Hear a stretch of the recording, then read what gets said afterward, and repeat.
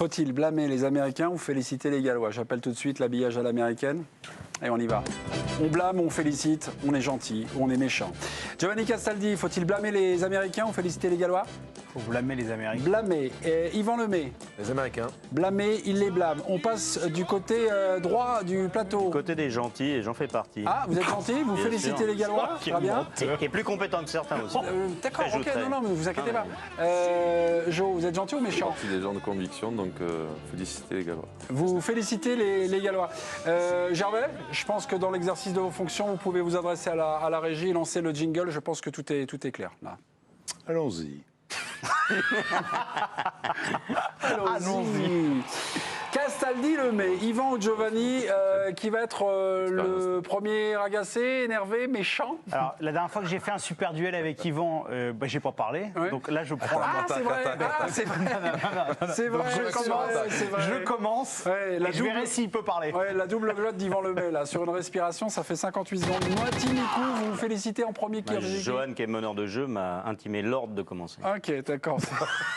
Oh, quel menteur. Je crois que Jo a complètement suivi le truc. Bon. Même pas. C'est vrai. Et en plus, c'est vrai. On félicite les Gallois par Étienne Moati. C'est à vous. Mais oui, contrairement à certains qui pensaient que le match était complètement plié à la mi-temps et que ça allait être une avalanche de buts pour les États-Unis, qui est évidemment une équipe qui surclasse le monde entier depuis 20, 30 ou 40 ans. Non, évidemment, l'équipe galloise, elle s'est ressaisie en deuxième mi-temps. Elle a mis de l'intensité qu'elle ne mettait pas en première. C'était ça sa première préoccupation. Et elle est revenue dans le match finalement complètement logiquement parce qu'elle a dominé. Ils ont poussé les Américains dans leur dernier retranchement et la défense américaine était à l'agonie. Donc je félicite les Gallois d'avoir réagi, d'avoir mis cette intensité et de croire en leur chance dans cette Coupe du Monde. Il les blâme, les Américains. Giovanni Castaldi. Et je blâme les Américains parce que Étienne est en train de me vanter les mérites de cette équipe galloise. Il était tellement convaincu par les Gallois qu'il avait donné sur son pronostic la victoire des États-Unis. C'est dire la conviction d'Étienne Moati. Non mais honnêtement, les Américains avaient le match en main. Ils ont mal géré. Il était évident que les Gallois allaient mettre un petit peu plus d'intensité. Ils ont été naïfs à l'image du pénalty concédé. Voilà, pour moi, c'est la preuve que cette équipe est jeune et doit mûrir. Elle n'a pas su gérer son avantage alors qu'elle était largement supérieure aux Gallois. Voilà, la jeunesse, un chroniqueur peut-être un peu jeune, Johan Mikou. Allons-y, c'est à vous. Ouais, un peu jeune parce qu'il a oublié qu'un match de football c'est demi-temps en fait. Donc on peut avoir une équipe qui domine sur une mi-temps, mais après une deuxième équipe qui croit en ses chances et bouscule vraiment ces Américains dans la deuxième mi-temps. Et s'il y a cette erreur sur le pénalty, cette grosse faute, c'est aussi dû à la pression qui a été mise par les Gallois. Donc félicitations au Pays de Galles qui est allé chercher ce résultat et qui le mérite vraiment, quoi. Yvan Lemay est américain. On y va, Yvan.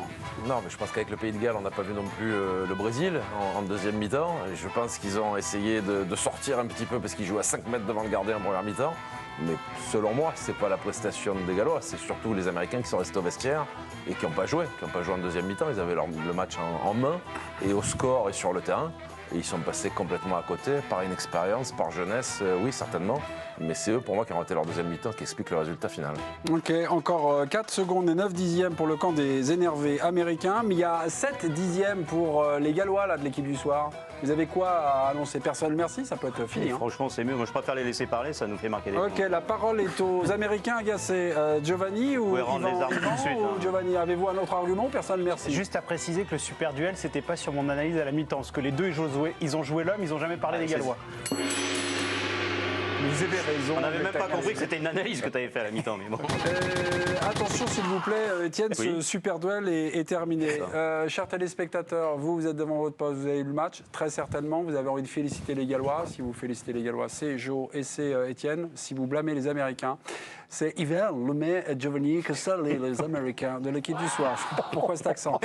Gervais Martel, président, on est de quoi là? On est Moiti Mikou, on est Lemay Castaldi. Écoutez, pour un super duel, quand j'entends Yvan qui s'en va parler du Brésil dans ce duel, en comparaison avec la prestation du Pays de Galles, je peux choisir évidemment. Yvan On va féliciter les Gallois. Attendez, gars, ils sont super gentils. À la mi-temps, c'était plié, voilà, ça va être. Ils vont repartir avec une cagette et tout. Résultat des courses, un match, c'est jamais fini, d'accord. Et comme malheureusement, j'aurais dû le confirmer dans mon pronostic, je disais aussi que depuis 1950, ils n'avaient pas gagné un match chez les États-Unis, ça continue. Bravo, Gallois. Étienne, on va faire un petit replay. Vous allez me dire, Étienne, le procédé manque d'élégance. Oui, je le sais que le procédé... Mais c'est tellement bon de repasser quelques replays de certains chroniqueurs. C'est parce qu'ils ont été pas bons en première qu'on les félicite en deuxième. Non, mais c'est pas ça. Je demande le replay. J'ai pas prononcé son nom, pourtant il s'est senti tout de suite visé. Les yeux étaient vers moi. J'espère que les arguments sont bons parce que la vengeance sera terrible. Replay, non, pas pour vous. Giovanni Castaldi à la pause, 1-0 pour les Américains. On y va, regardez. Étienne, il est en pathétique. fou. Je vois pas le Pays de Galles sortir, ils en sont incapables. On va être obligé. Ouais, mais vu la caractéristique des joueurs en plus d'Américains, s'il y a un peu plus d'espace, je pense que ça peut être un carnage. Honnêtement, j'y crois pas aux Gallois, je les trouve pas bons, je les trouve faibles. C'est cela, oui. Non mais je maintiens. Franchement, je maintiens. Ils sont tellement. Ils sont tellement tous courageux. Ils sont tellement en train de nous dire que c'était attendu la réponse des Gallois. Qu'est-ce qu'ils ont dit hors caméra? Non, mais hors caméra, je balancerai pas parce qu'on parle pas de foot, on parle d'autre chose. On peut pas dire. Mais non, ce que je veux dire, c'est qu'il y en a aucun qui dans le pronostic final n'a donné la victoire des Gallois. Ça n'a rien à voir. Sur la première mi-temps, on était plutôt inquiets pour les Gallois. Nous, on nous après, pose ça des veut pas dire. questions, on J'ai répond. pas l'impression que non plus que les États-Unis, c'était pas non plus. Johan et moi sur le Ils ont fait une bonne score. première, ils ont craqué sur le score de la deuxième mi-temps. Je crois que Joe a maintenu le score à 1-0, c'est-à-dire qu'ils ne pensaient pas que les Gallois allaient s'effondrer, qu'ils allaient prendre une cagette, comme dirait Gervais. Et moi, je donne un score nul sur la mi-temps, parce que je donne 2-1, il y avait 1-0 à la mi-temps. Une statistique complémentaire. Attends, j'ai l'impression qu'il a envie qu'on lui repasse. Non, on n'a plus les droits. On n'a plus les droits.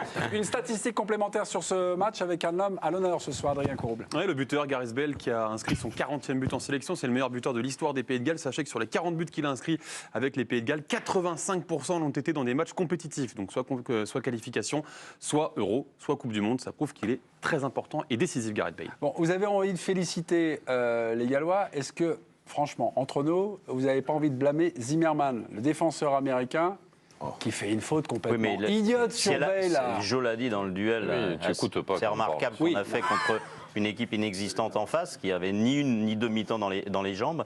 Et Joe l'a dit, s'il y a ce résultat-là, s'il y a cette faute de défense, c'est parce qu'ils jouent dans leur défense, parce qu'ils sont acculés pendant la deuxième mi-temps. C'est aussi simple que ça. Ils sont pas acculés non plus. C'est un peu la copie inverse de la première mi-temps. Peut-être que les Américains ne pouvaient pas en sortir. Ils n'y arrivaient plus. Peut-être en deuxième mi-temps aussi. Et physiquement, peut-être ils ont baissé. Les Gallois ont mis plus d'intensité. Alors après, c'est sûr qu'on n'est pas en train de parler du plus grand match de la Coupe du Monde, mais on est en train de parler avec deux équipes qui vont se battre pour la deuxième place pour se qualifier pour les huitièmes. Donc moi, je trouve que voilà, il y a eu une mi-temps chacun, et puis c'est assez logique ce match nul. Le classement FIFA, donc les États-Unis 16e, le Pays de Galles 19e. Dans ce groupe d'autres images, ou en tout cas un autre match, le carton des Anglais contre l'Iran.